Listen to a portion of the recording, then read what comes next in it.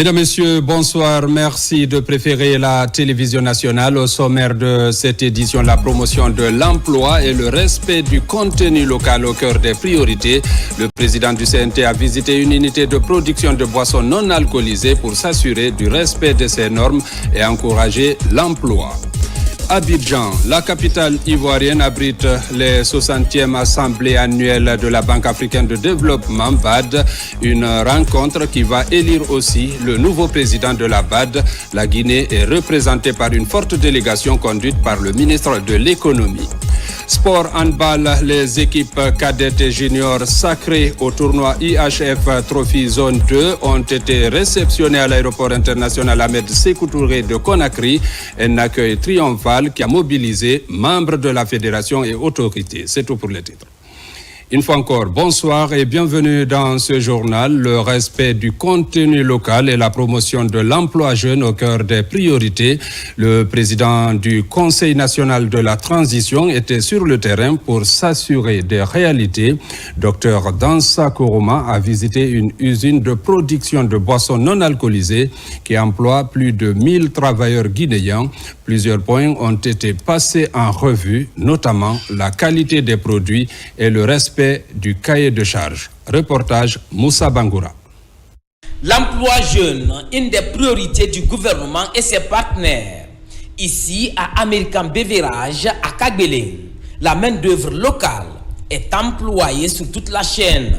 Pour s'assurer du respect du contenu local, le président du CNT vient s'enquérir des réalités. Du laboratoire à la mise en bouteille, en passant par le magasin de stockage et la station de traitement des eaux usées. Toutes les installations de cette entreprise de production de jus ont été passées à revue par le président du Conseil national de la transition. Ça fait partie des missions essentielles du Parlement de chercher à s'informer pour mieux porter les aspirations des populations. Et ce qui m'a marqué, c'est la présence massive de travailleurs guinéens. Vous savez, la création de l'emploi, l'État seul ne peut pas. Il faut créer des conditions pour avoir un secteur privé dynamique pour créer de l'emploi. Et j'ai vu des milliers de personnes qui gagnent leur vie à travers cette usine. En tant que l'un des responsables de ce pays, nous avons l'obligation d'abord de nous assurer de la qualité de la production, de la qualité des produits, mais surtout ce qui est important, si l'entreprise est en règle sur le plan fiscal, elle crée de l'emploi pour les Guinéens et le contenu local est respecté. C'est une entreprise qui mérite d'être soutenue et renforcée. Implantée dans le pays il y a plus de 5 ans, cette usine de production de boissons non alcoolisées se félicite du passage des autorités, mais aussi du respect du cahier de charge des entreprises. À date, l'établissement compte 1200 travailleurs guinéens. C'est un proud. Il est honoré de pouvoir participer, payer des impôts et de la douane à hauteur de milliards, pour ce pays-là. Et ça contribue donc au développement du pays. Il vous informe qu'il prend tous ses travailleurs comme les membres de sa famille. Et il a l'espoir aujourd'hui que les choses vont évoluer davantage. Surtout avec le nouveau système qui est en place, le président qui est là, ça lui donne encore l'espoir qu'il peut faire encore mieux. I see a lot of opportunities for everybody. Pour le moment, ça va. En fonction de ce que je fais ici, ça m'a aussi aidé aujourd'hui à créer ma petite famille qui est aujourd'hui avec moi à la maison. J'ai eu mon contrat en 2018. Depuis 2018, en tout cas, nous sommes là. À American Beverage, en plus de la production du jus 24 heures, des jus de plusieurs gammes sont produits et exportés vers les pays voisins. Avec la refondation prônée par le président de la République, le PDG de l'entreprise compte accroître la production pour mieux inonder le marché et contribuer à stabiliser les prix. Ouverture ce matin à Conakry du Forum régional des conseils consultatifs des jeunes organisé par Plan International. Il porte sur le rôle de la jeunesse dans le processus de développement durable, une occasion pour créer un espace de dialogue entre les jeunes, les leaders et les institutions. Compte rendu Adi Kamara. Ce mardi 27 mai 2025, Conakry accueille les délégués venus de 15 pays d'Afrique de l'Ouest et du Centre en vue de discuter autour des valeurs qui fondent le rôle de la jeunesse dans le processus de développement durable, participation, défis et perspectives. En tant qu'acteurs du présent et architectes de l'avenir, les jeunes jouent un rôle de premier ordre dans la promotion de pratiques responsables, l'innovation sociale et technologique. À cela vient se greffer la mobilisation collective pour une Afrique plus équitable et respectueuse de l'environnement. Dans nos villes et nos campagnes, les jeunes font face à des défis immenses. L'accès inégal à l'éducation et aux opportunités d'apprentissage, le chômage, la faible inclusion dans les espaces de décision, les discriminations basées sur le genre et les effets dévastateurs des crises sociopolitiques et humanitaires. Malgré tout, cette jeunesse est debout, elle s'organise, elle crée, elle agit, elle propose, même si son point de vue n'est pas toujours pris en compte. Ce forum est une opportunité unique de repenser ensemble les politiques et les modèles de gouvernance et d'échanger sur les aspirations et les ambitions des jeunes en créant une nouvelle dynamique de collaboration avec ces derniers. Plan International évolue en Guinée depuis 1989.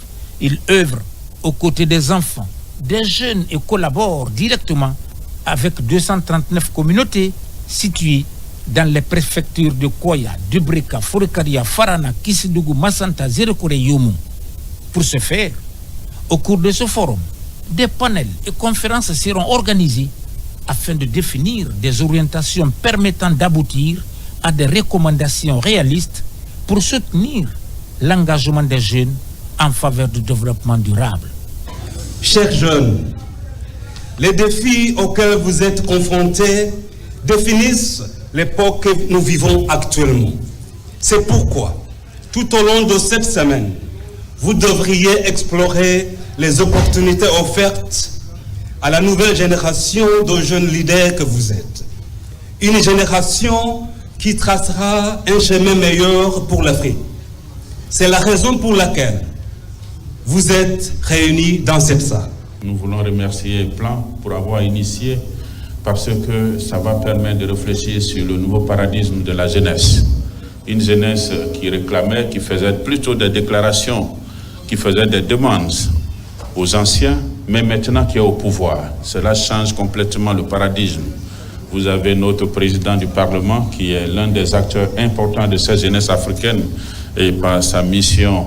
Aujourd'hui, nous ne pouvons plus le faire des déclarations pour le demander. C'est plutôt à lui de nous proposer des solutions au peuple de Guinée. Le Premier ministre chef du gouvernement qui préside ces travaux en présence du président du CNT, Dr Dansa Kourouma, des membres du CNRD et du gouvernement loue d'abord les efforts du Plan International avant d'inviter les uns et les autres à la création des cadres inclusifs favorisant les participations des jeunes dans la construction et la promotion du dialogue, l'éducation à la citoyenneté et au développement d'entrepreneuriat durable. La seule chose qui peut protéger l'être humain, c'est sa capacité cognitive à comprendre le réel et à le transformer. Insistons sur l'éducation, parce que sans éducation, sans une capacité propre de définir sa proposition, de cultiver sa conscience, il va de soi que nous devenons tous fragiles. En prenant conscience, on n'est plus dans une phase revendicative, on est dans une phase où soi-même on dit quelle est ma part de responsabilité dans ce que je vis, d'où la nécessité d'une plus grande implication pour transformer cela. J'espère que les 4 journées de réflexion, avec des expériences diverses d'un pays par rapport à un autre, ça nous permettra d'avoir une esquisse d'une feuille de route susceptible d'encourager les gouvernants à prendre en compte les différentes propositions. C'est un forum régional des conseils consultatifs de 4 jours qui se veut pérenne, dynamique et capable d'impulser le développement de l'Afrique. La jeunesse n'est pas seulement l'avenir, elle est aussi le présent du développement durable. À présent, ces décrets qui viennent de nous parvenir, des décrets lus sur ce plateau par le ministre secrétaire général de la présidence de la République, le général Amara Kamara. Suivez. Merci. Décret D 2025 075 PRG CNRD SGG portant nomination d'un haut cadre à la présidence de la République. Le président de la République, vu la charte de la transition, décrète, article 1er, le médecin capitaine Suleiman Diakité, matricule 27584G, cardiologue, est nommé directeur du service médical à la présidence de la République, en remplacement du médecin commandant Mamadouba Fougué Kamara, limogé. Article 2. Le présent décret, qui abroge toute disposition antérieure contraire, prend effet à compter de la date de sa signature et sera registré et publié au journal officiel de la République. Conakry, le 27 mai 2025, signé Général Mamadi Doumbouya. Décret D 2025 076 PRG CNRD SGG portant nomination d'un haut cadre à la Banque centrale de la République de Guinée. Le président de la République, vu la charte de la transition, décrète, article 1er, M. Almami De Silla, précédemment directeur des opérations d'échange à la Banque centrale, est nommé deuxième vice-gouverneur de la dite institution. Article 2. Le présent décret, qui abroge toute disposition antérieure contraire, prend effet à compter de la date de sa signature et sera enregistré et publié au journal officiel de la République. Conakry, le 27 mai 2025, signé Général Mamadi Doumbouya. Arrêté. A. 2025 521 MMG SGG portant mise en zone de réserve stratégique des permis de recherche. Le ministre des Mines et de la Géologie, vu la charte de la transition, arrête. Article 1er. Les permis de recherche de bauxite, de fer, d'or, de diamant, de calcaire et de métaux de base retirés suivant l'arrêté A 2025 520 MMG SGG du 26 mai 2025 sont mis en zone de réserve stratégique conformément à l'article 5 du Code minier. Article 2. Le Centre de promotion et de développement minier, la Direction nationale des mines, la Direction nationale de la géologie, les inspecteurs régionaux et directeurs préfectoraux des mines et géologie sont chargés, chacun en ce qui le concerne, de l'application du présent arrêté. Article 3. Le présent arrêté, qui abroge toute disposition antérieure contraire, prend effet à compter de la date de sa signature et sera enregistré et publié au journal officiel de la République. Conakry, le 27 mai 2025. Signé le ministre Bouna Silla. Je vous remercie. Vous venez de suivre les décrets lus sur ce plateau par Général Amara Kamara. Dans l'actualité encore, un atelier sur la finalisation du rapport d'auto-évaluation de l'application de la Convention des Nations Unies contre la corruption a été lancé ce mardi, présidé par le ministre secrétaire général de la présidence, le Général Amara Kamara. Plusieurs représentants d'institutions nationales, d'experts internationaux, des membres de la société civile et des universitaires participent aux travaux. Reportage adjudant-chef Aboubakar Kamanou. L'Agence nationale de lutte contre la corruption et de promotion de la bonne gouvernance ANLC a lancé ce mardi un important atelier de 3 jours consacré à la finalisation de l'examen de l'application de la Convention des Nations Unies contre la corruption, particulièrement en ce qui concerne les mesures préventives et de recouvrement des avoirs.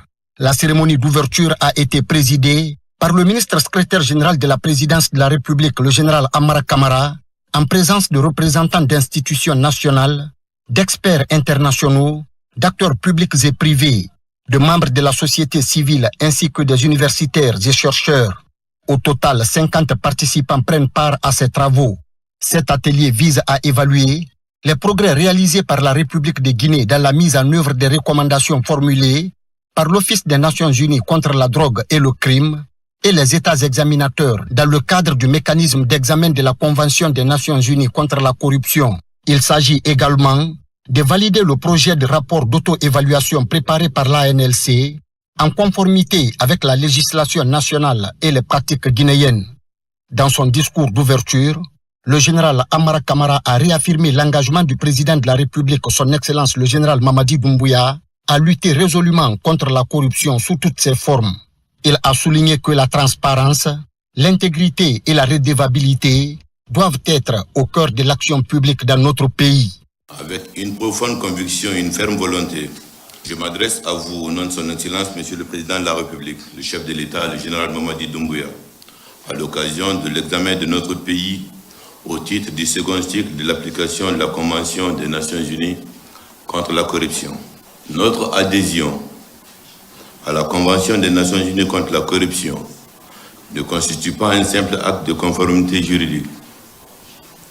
Elle traduit avant tout un engagement politique fort et assumé en faveur de la transparence, de la justice et de la bonne gouvernance. Sous le leadership du Comité national du Rassemblement pour le développement et de son président, des réformes audacieuses ont été mises en œuvre pour refonder notre système de gestion publique et asseoir une gouvernance intègre. La vision stratégique qui nous guide, notamment à travers le programme Simandou 2040, définit une trajectoire ambitieuse vers une Guinée modernisée, où la bonne gouvernance est le socle d'un développement durable. Malgré les chocs internes et externes affectant l'économie guinéenne, le PIB réel de notre pays a enregistré une croissance de 6,6% en 2024, contre 6,2% en 2023, soit 2 fois la moyenne de la sous-région ouest-africaine. Un taux de croissance de 7,1% est attendu en 2025. La croissance de la Guinée passera à 2 chiffres à partir de 2026, soit 10,6%, pour atteindre 10,8% à la fin de 2028. Le taux d'inflation de notre pays est passé de 2 chiffres à 3% à date, soit le plus faible taux de l'Afrique de l'Ouest aujourd'hui. Le déficit budgétaire s'est situé ces dernières années autour de 3%, ou pour certains pays de la sous-région tourne aux alentours de 7%. Le taux d'endettement est l'un des plus modérés, à savoir en dessous de 40%, pour être précis, 37% très exactement. La balance de paiement de notre pays est positive ces dernières années. Notre monnaie s'est stabilisée vis-à-vis des principales devises. L'évaluation de la République de Guinée au compte du 2e cycle de l'application de la Convention des Nations Unies contre la corruption représente pour nous une opportunité précieuse. Elle nous permet de mesurer nos progrès, d'identifier nos actes d'amélioration et de renforcer notre dynamique réformatrice en collaboration avec les experts évaluateurs. Pour sa part, le secrétaire exécutif de l'ANC, Dr Mohamed Berete, a insisté sur l'importance de cette rencontre technique qui permettra non seulement d'assurer la conformité de la République de Guinée aux standards internationaux, mais également de renforcer la crédibilité du pays dans ses engagements régionaux et multilatéraux en matière de gouvernance. Les Nations Unies se donnent le droit d'évaluer tous les pays membres qui ont souscrit à cette convention par rapport à leur capacité d'application de la dite convention dans leurs pays respectifs. Et cette évaluation donc est périodique. C'est à cette règle que la Guinée obéit. Maintenant là, nous avons reçu dans nos murs des experts onusiens qui sont venus justement évaluer la République de Guinée quant à notre capacité d'accomplissement justement de nos engagements à travers la mise en œuvre de la Convention des Nations Unies contre la corruption. Et cette convention, naturellement, va nous amener à évaluer 2 de ces points. L'évaluation portera sur 2 points, c'est-à-dire notre capacité à faire la promotion de la bonne gouvernance, donc la prévention, toutes les mesures de prévention de la corruption en République de Guinée et aussi toutes les grandes actions que nous avons menées ces derniers temps pour endiguer ce fléau qui est la corruption, fléau qui annule tous les efforts de développement. Le deuxième volet de cette évaluation portera sur les efforts que nous avons fournis pour le recouvrement des avoirs de l'État, les avoirs spoliés de l'État. Donc ça, c'est un volet extrêmement important. Vous l'avez su ces derniers temps à travers justement les différentes interventions du président de la République qui a lui-même créé une institution chargée de ce recouvrement-là, l'AGRAS.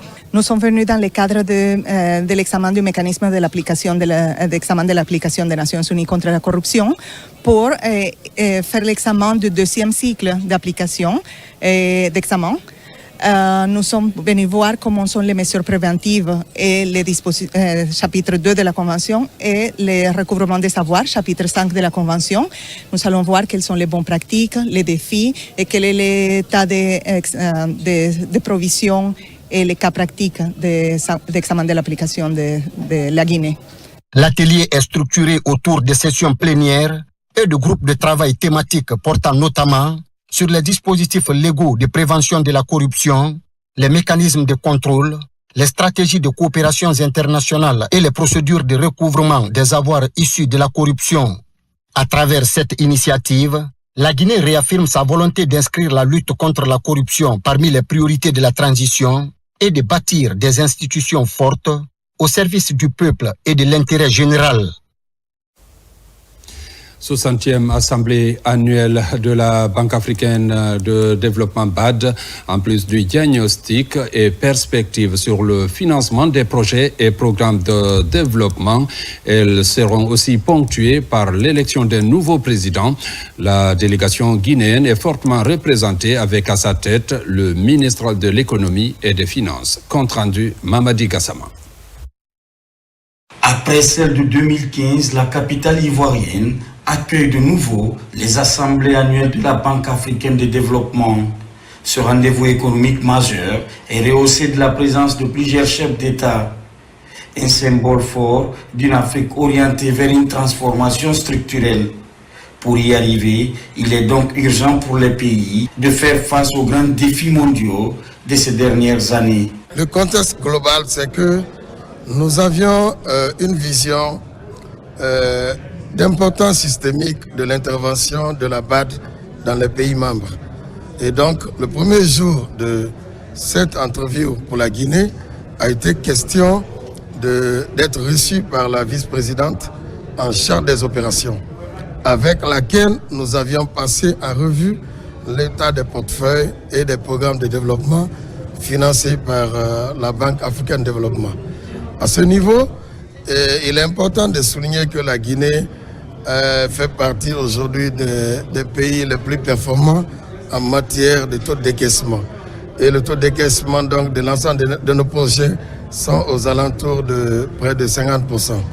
Et pour un encours global de 750 millions de dollars. Ça, c'est une performance, c'est une évolution. Une signature de coopération, elle témoigne les relations de partenariat entre la Guinée et Eximbank.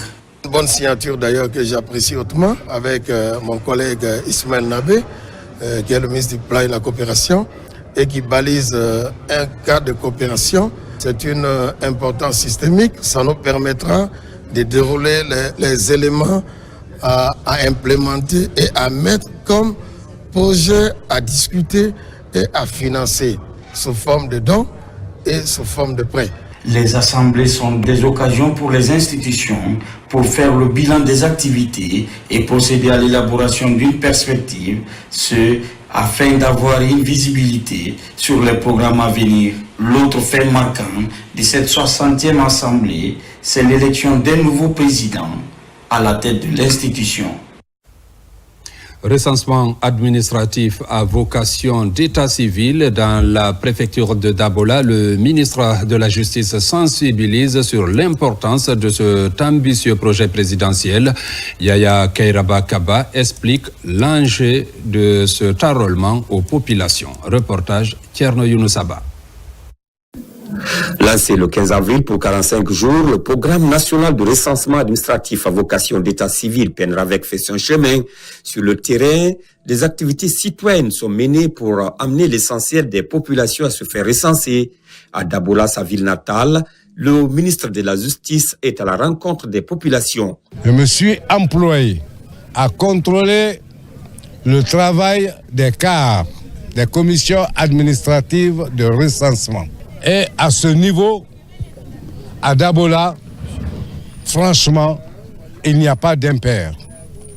La preuve est que je viens de remettre au nom du président de la République, le général Mamadi Doumbouya, une tablette en guise de récompense à cette jeune fille qui a fait montre de volonté, mais surtout qui a fait montre d'endurance, de courage et de compétence.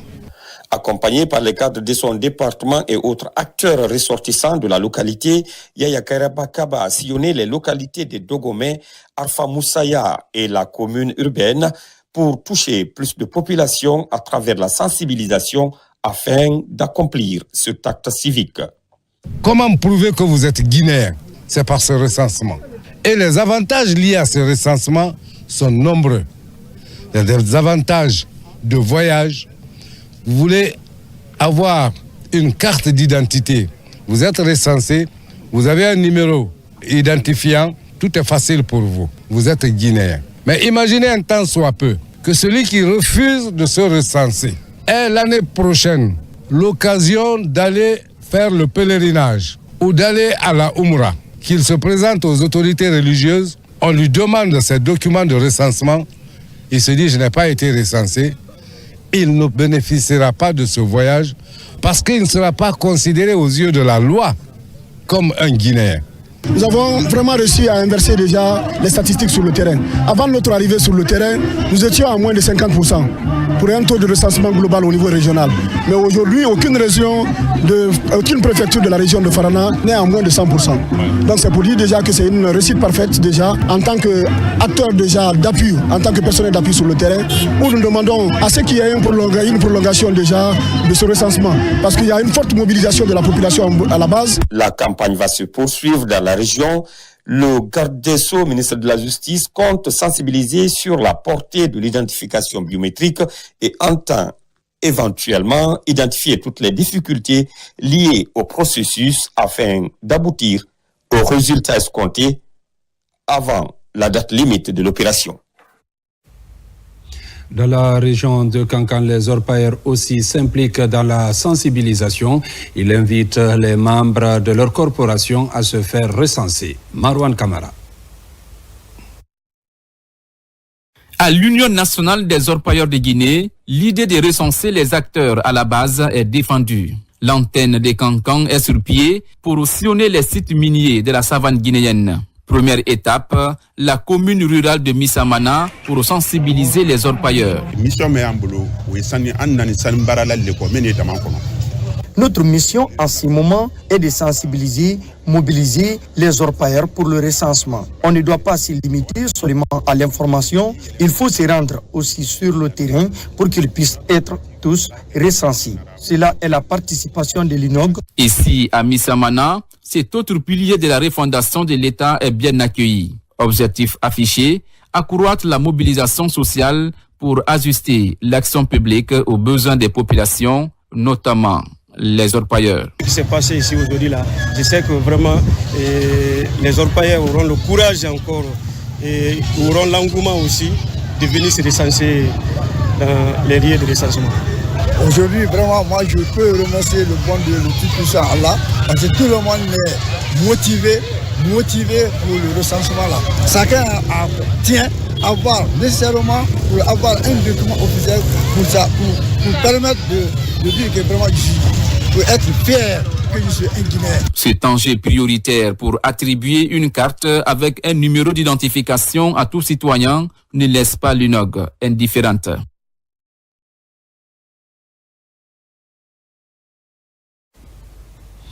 Le club O+ de l'Institut supérieur des mines et géologie de Bokeh a à son tour lancé la campagne de sensibilisation des citoyens dans les différents quartiers de la commune urbaine. Première étape, la haute banlieue, plus précisément dans Missira et Baralandé.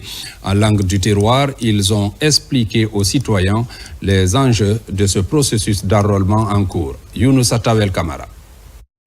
La direction générale de l'Institut supérieur des mines et géologie de Bokeh, à travers son club O+, lance la campagne de sensibilisation des citoyens en vue de se faire enrôler. Au compte de cette première journée, les étudiants formés pour la circonstance se préparent pour se rendre sur le terrain. Mais peu avant leur départ, ils reçoivent les dernières consignes de la hiérarchie. Et nous avons mis en place au sein de chaque université, y compris notre institut, des clubs. Et notamment le club O+, au positif, qui s'inscrit complètement dans ce élan de mobiliser toutes les populations, toutes les couches de la population pour pouvoir participer à ce recensement. De se mobiliser autour de l'importance de se faire recenser, parce qu'il y en a qui davantage. Voilà, il y a beaucoup d'avantages par rapport à ces recensements, de ne pas regarder les connotations qui ont été déjà dévancées. À bord de véhicules sonorisés, les étudiants du club O+, de l'Institut supérieur des mines et géologie de Bokeh, en compagnie de certains encadreurs, mettent cap sur la haute banlieue de la commune. En langue du terroir, ils expliquent aux citoyens les tenants et les aboutissants de ce processus d'enrôlement. On a jugé nécessaire de commencer à l'alentour de l'Institut, c'est-à-dire dans le quartier de Tamakene, et ensuite nous continuerons dans les autres quartiers. Comme avant, ils disaient qu'il n'y avait pas, c'était les extraits, mais comme aujourd'hui ils nous ont facilité, donc ça, nous sommes très ravis de ça. Les gens viennent maintenant, mais c'est ça qui a fait retarder des choses, donc nous sommes très contents. Mais seulement les jours de nous faire prolonger, s'il vous plaît. Durant tout ce mois de mai, les étudiants de cet institut supérieur réunis au sein de ce club comptent se rendre dans tous les quartiers du chef-lieu de la préfecture de Bokeh pour toucher toutes les couches sociales afin d'inviter ceux qui ne se sont pas toujours fait enrôler à aller s'acquitter de leurs devoirs civiques. Les opérations de recensement initialement prévues pour 45 jours à compter de son lancement le 15 avril dernier, le gouvernement à travers le ministère de la décentralisation en rapport avec la coordination du PN-RAVEC prolonge de 20 jours les opérations d'enrôlement.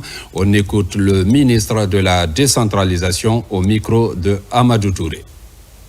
Chers compatriotes, le gouvernement, à travers le ministère de l'administration du territoire et de la décentralisation, félicite toutes les citoyennes et citoyens guinéens pour leur mobilisation et informe par la même occasion la population guinéenne que la campagne d'enrôlement biométrique lancée sur le territoire national depuis le 15 avril 2025 est prolongée de 20 jours. En conséquence, la nouvelle date de fin des opérations d'enrôlement est fixée au samedi 20 juin 2025 à 18h00.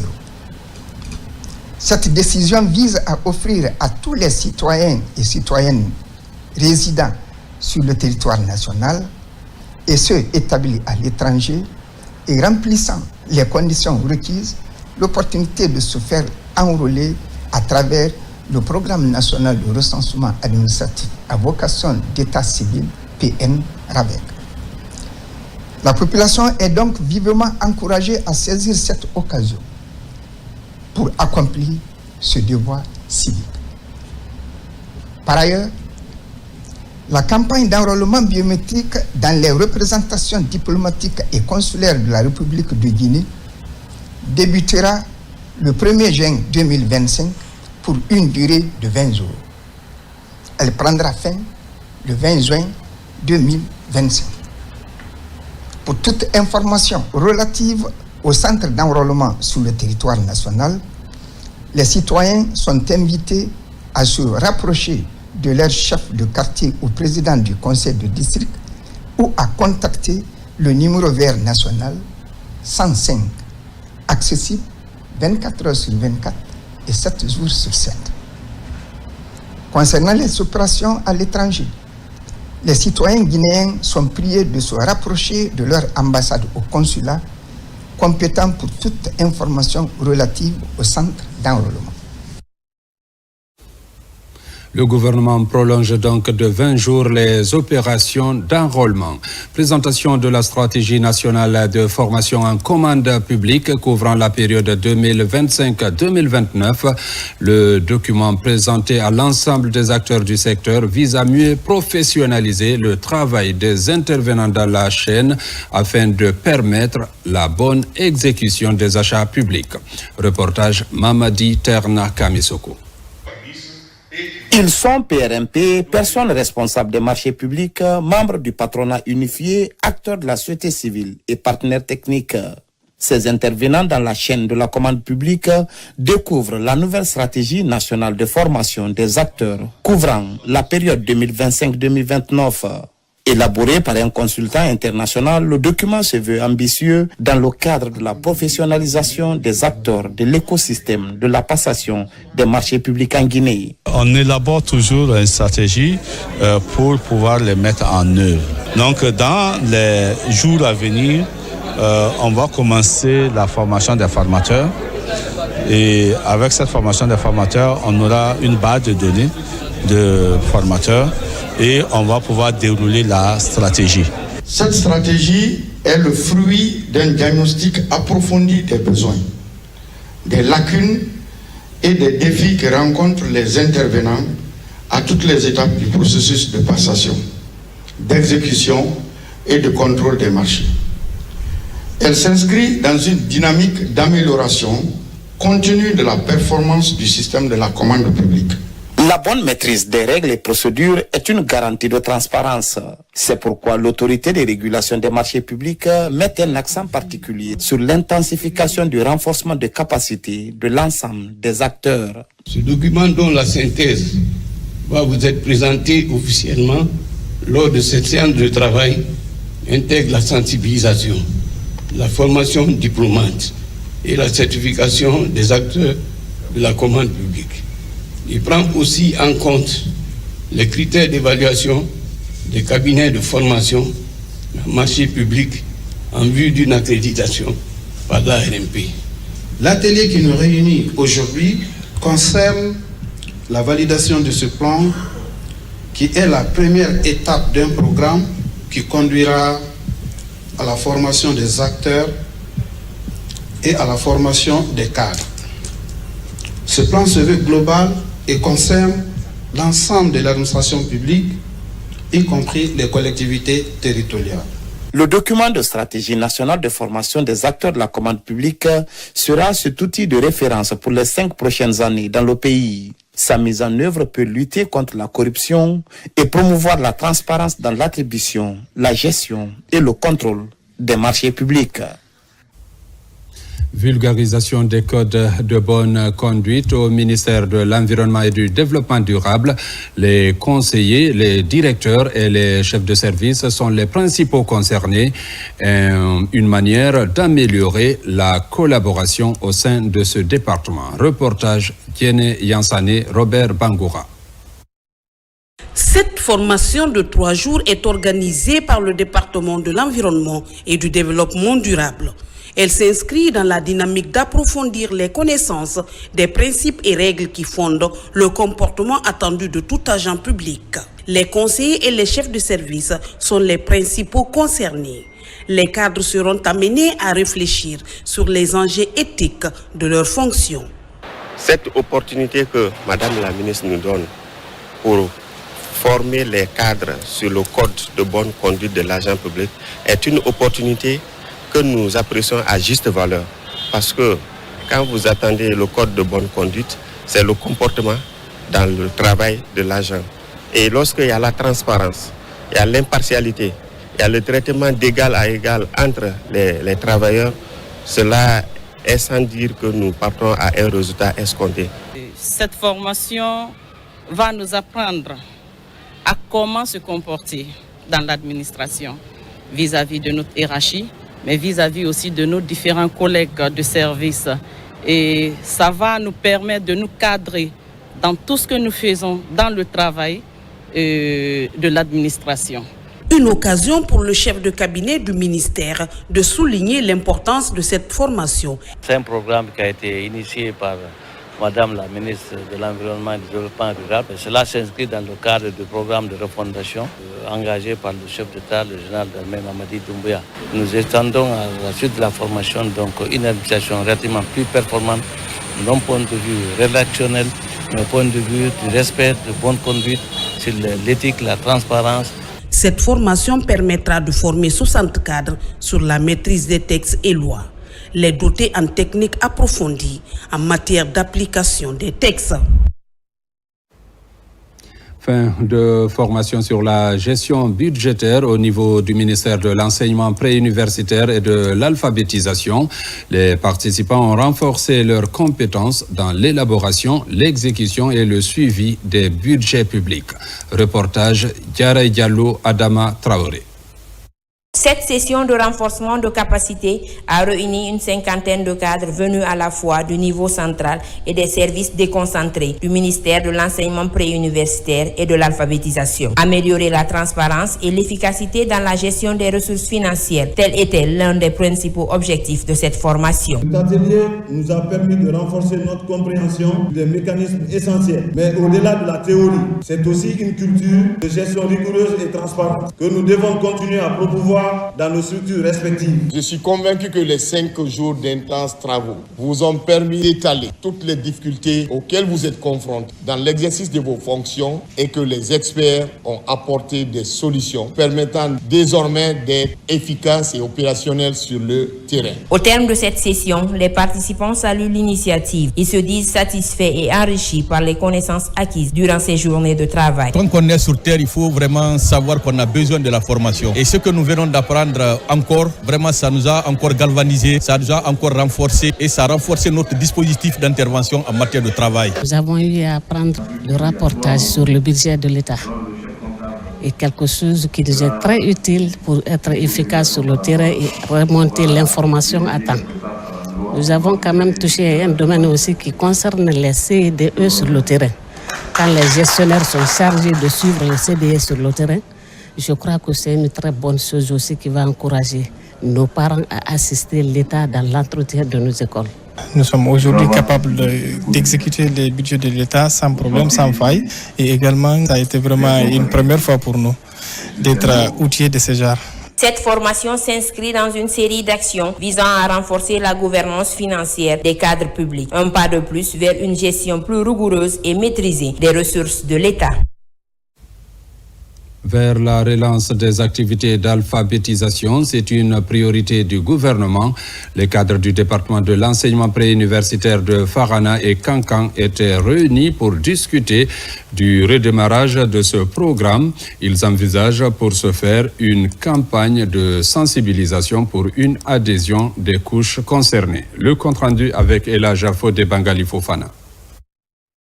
Ici, réunis à Kankan, des cadres des inspections régionales de l'éducation et direction préfectorale de l'éducation des régions de Farana et de Kankan. Au centre de cette rencontre, la relance des activités d'alphabétisation dans les régions naturelles. Une relance qui passe nécessairement par une campagne de sensibilisation des différents acteurs que sont les autorités, les communautés locales et autres partenaires. La Direction nationale de l'alphabétisation en amont a élaboré les plans stratégiques d'alphabétisation de 2 millions de jeunes et adultes à l'horizon 2030. Ce programme ambitieux ne peut se réaliser sans une vaste campagne de sensibilisation des autorités et des communautés à la base. Selon les participants, l'alphabétisation a non seulement de l'importance pour la communauté, mais aussi et surtout pour l'apprenant. Nos parents qui sont aux confins, comment ils peuvent percevoir, comment ils peuvent se rendre compte, tel est utile, s'ils ne comprennent pas la langue dans laquelle nous véhiculons le message. C'est l'une des importances de la langue du terroir. Cet atelier aura atteint son objectif si une large sensibilisation est menée à l'endroit de nos populations à la base, leur permettant de connaître l'importance de l'éducation et surtout de l'alphabétisation. J'invite chacun, selon ses possibilités, dans son domaine de responsabilité, de sensibiliser plus nos populations, les femmes, les jeunes, pour que cette activité qui est d'une importance majeure puisse être relancée. Cet atelier aura été pour les participants un véritable cadre de concertation, de dialogue et de mobilisation avec des propositions concrètes pour permettre une véritable relance de l'alphabétisation dans nos régions. À Kankan, le district de Bankalan, dans la commune rurale de Karifa-Moria, a abrité l'Assemblée générale extraordinaire de la Fédération des unions des producteurs de coton et vivriers, une rencontre d'envergure des partenaires techniques et des producteurs venus de toutes les contrées du pays, une forte mobilisation des acteurs pour relancer la filière cotonnière, une filière porteuse de croissance. Reportage Souleymane Kamara. Sous un soleil accablant, mais dans une atmosphère optimiste, l'Assemblée générale extraordinaire des producteurs de coton s'est tenue à Bankalan, une localité de Kankan. Cet événement historique, le premier après 3 ans d'interruption, marque un tournant décisif pour relancer la culture cotonnière, une culture vitale pour l'économie locale. Nous, on veut lancer déjà la mise en place des intrants le 2 juin. Il y a déjà une campagne d'égrainage qui a commencé pour qu'on puisse avoir 200 tonnes pour égrainer et avoir 90 tonnes de semences. Les engrais ont été déjà annoncés, ils sont déjà arrivés en Haute-Guinée. Donc très rapidement, d'ici le 2 juin, on pourra commencer la mise en place et les paysans vont voir effectivement que les intrants sont là, la semence est là et qu'ils peuvent commencer les semis. Producteurs, responsables techniques et partenaires au développement se sont réunis pour redonner une vie à une culture autrefois florissante, aujourd'hui fragilisée. Les enjeux sont clairs, relancer la production, sécuriser les revenus des agriculteurs et poser les bases d'une campagne cotonnière 2025-2026 ambitieuse. Il y a eu plusieurs tentatives de relance, mais cette fois-ci, nous avons voulu faire un état des lieux qui partira de l'expérience, de l'expertise et de l'avis des producteurs. Parce qu'il faut rappeler que le ministère de l'Agriculture et de l'Élevage a également mis en place un comité de relance des filières agro-pastorales de Guinée qui pourrait se servir de ce rapport. Les producteurs ont remis un rapport clé au président de la Chambre nationale d'agriculture, identifiant les principaux défis du secteur. Nous demandons au président et à son gouvernement d'accompagner la filière coton. Si ce n'est pas lui qui la relance, qui le fera alors? Si nous, agriculteurs, nous tournons vers les partenaires étrangers, ce n'est pas parce que nous voulons leur prendre quoi que ce soit, mais parce que nous espérons bénéficier de leur soutien. NPIPK avoisine les 50 000 tonnes. Toutefois, 80% de ces 50 000 tonnes ont été attribuées au privé pour la commercialisation. Cette mesure a été prise face aux difficultés de gestion du secteur des engrais en Guinée, dans le but de sécuriser les investissements. En effet, Les fonds alloués ne proviennent pas directement de l'État. Il s'agit de prêts contractés auprès des bailleurs pour soutenir les agriculteurs. À Bangalan, l'espoir est né pour la filière cotonnière. Après cet engagement général, le secteur de l'or blanc s'apprête à amorcer un nouveau départ pour aider les cotonculteurs à renouer avec leur passion. Renforcement de capacité des chefs de service et cadres de l'administration de l'hôpital national d'Onka. Il s'agit de doter ces responsables d'outils nécessaires pour assurer la pérennisation des résultats de la prise en charge des patients. Le point avec Falilou Diallo, Mohamed Silla. Leadership et gestion des équipes, la thématique est au cœur de cette rencontre de partage et de renforcement de capacité des acteurs clés dans l'offre de soins de l'hôpital de Donka. Cette initiative des concessionnaires en partenariat avec l'école de santé publique de l'Université de Montréal. Ce que j'aimerais, c'est pouvoir faire en sorte que ces gens qui sont en situation d'autorité puissent travailler avec leur équipe, avancer avec eux et puissent profiter de l'intelligence collective aussi, d'aller chercher les gens qui connaissent mieux le terrain à nous aider à trouver les meilleures solutions. À travers cet exercice, la plateforme de gestion de cette structure sanitaire compte pérenniser les acquis obtenus après plus de 2 ans de gestion. L'idée de garder sa place d'hôpital de référence en Guinée, voire même dans la sous-région. On ne peut pas être un bon gestionnaire, on ne peut pas être un bon leader si on n'a pas les deux. Il est important d'allier les deux pour gérer d'abord ses équipes en interne, avoir le contrôle et la maîtrise de soi de ce que l'on veut offrir aux gens pour pouvoir mieux les prendre en compte et faire une prise en charge de qualité. Donc c'est de là qu'est parti justement ce thème sur le leadership.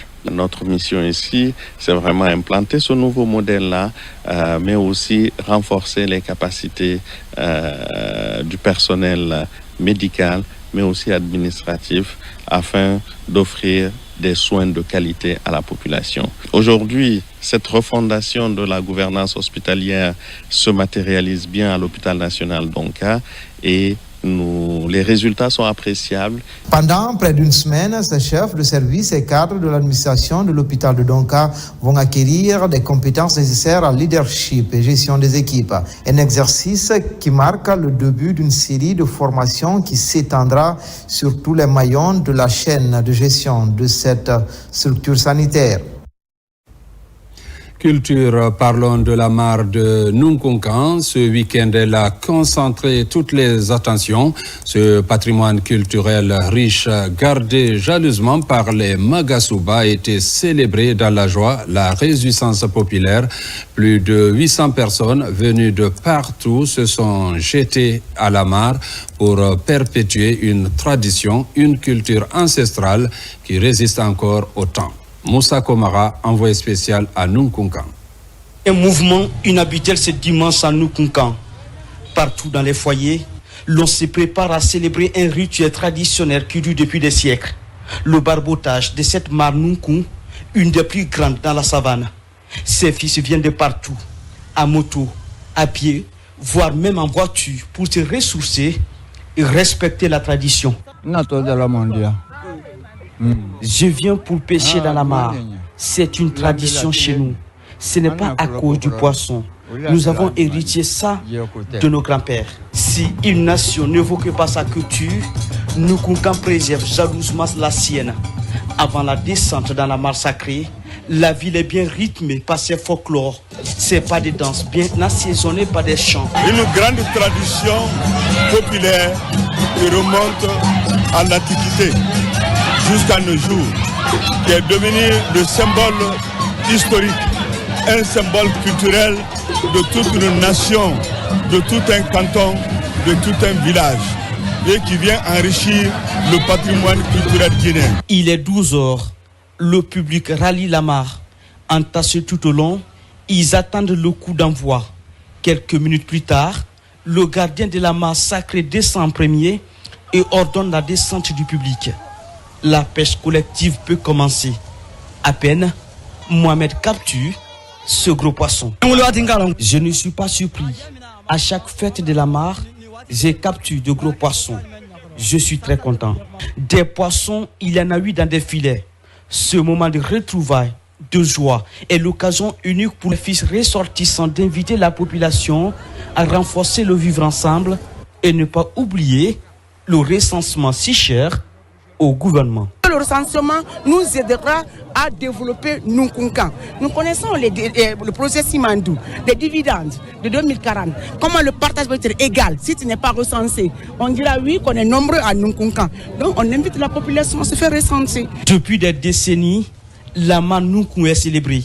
Elle constitue un véritable levier d'intégration économique et culturelle.